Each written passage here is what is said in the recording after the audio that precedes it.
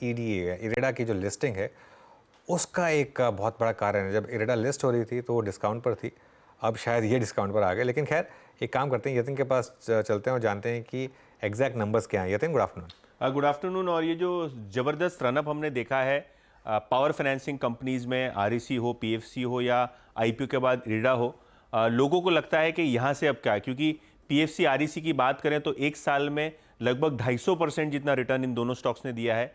और इरेडा तो आपको पता ही है कि आईपीओ प्राइस से दुगने से ज़्यादा चल रहा है।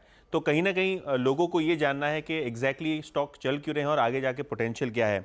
तो अगर हम बात करें कि जोरदार तेजी इन सभी शेयरों में हो रही है, और अगर हम बात करें तो वैल्यूएशंस अभी भी आकर्षक बने हुए हैं आरईसी और पीएफसी के लिए। अगर आप 1 year forward price to book देख लें तो आपको लगभग वन टाइम बुक पे दोनों ही आरईसी पीएफसी के शेयर्स दिखाई पड़ेंगे।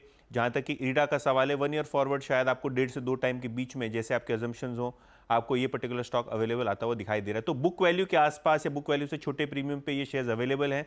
और इसका कारण ये है कि जो इंडिया की पावर सेक्टर की जो डिमांड है वो लगातार बढ़ती जा रही है। और अगले 5 सालों में अगर आप देखें तो लगभग 5 लाख करोड़ रुपए के नए नए प्रोजेक्ट्स आ रहे हैं।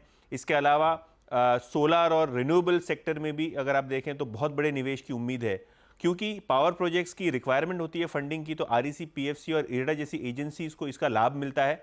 और इरेडा खास करके क्योंकि ये ऑनगोइंग प्रोजेक्ट्स को ज़्यादा सपोर्ट करते हैं।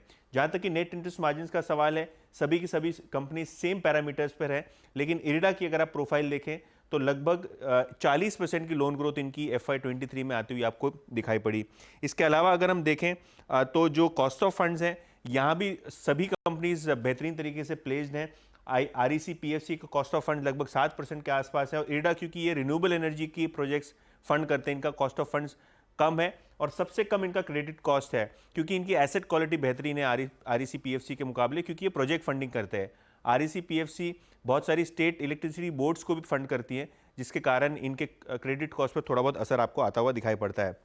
ग्रॉस एनपीए पिक्चर भी देखें, नेट एनपीए पिक्चर भी देखें तो नेट एनपीए लगभग 1% के आसपास आरईसी पीएफसी के। और इरेडा के FY23 के नंबर्स हैं, उसके बाद काफ़ी सुधार आता हुआ दिखाई पड़ा है आपको नेट एनपीए लेवल्स में भी।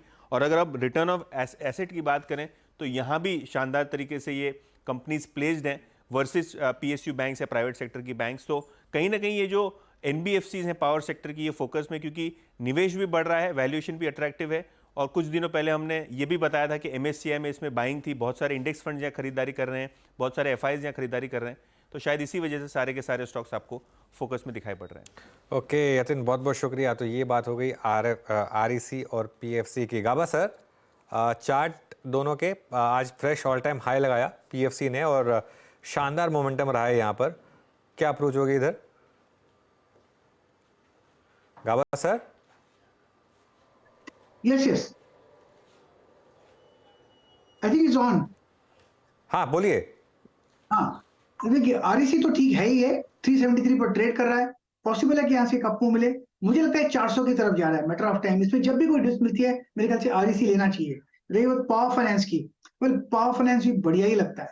इसमें इनफैक्ट थोड़ा बेहतर लगता है, 365 के आसपास ट्रेड कर रहा है। 345 का स्टॉप लगाना चाहिए, थोड़ा डीप है, उतना जरूरी है, लेकिन जहां रहा लगता है 400 की तरफ। तो मैटर ऑफ टाइम, स्ट्रेच है, मोमेंटम है, लेकिन अपू है पावर फाइनेंस में।